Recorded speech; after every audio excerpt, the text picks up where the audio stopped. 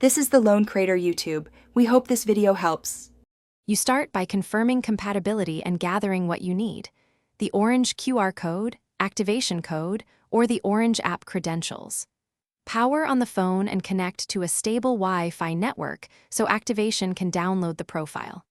Once done, open Settings and navigate to Mobile/Cellular plans. You add a plan. Make sure you have battery life or a charger handy because the phone may restart.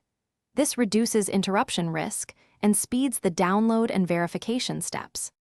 You now install the Orange Esim profile. Scan the QR code provided or choose Enter details manually and type the SMDS address and activation code if needed. When prompted, select whether this line will be primary for data, voice, or secondary for calls.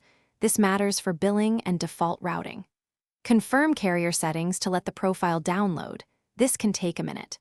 If the phone asks to restart, do it. Restarting finalizes network registration and activates the SIM on Orange's. You finish by verifying the line.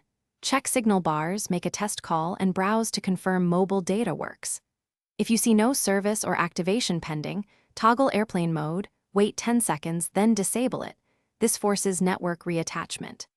If issues persist, delete the eSIM plan and re-add it using the same QR or code, or contact Orange with your ICSID or activation ID. Support can push activation from their side. Keep your device IMEI and account info handy to speed resolution.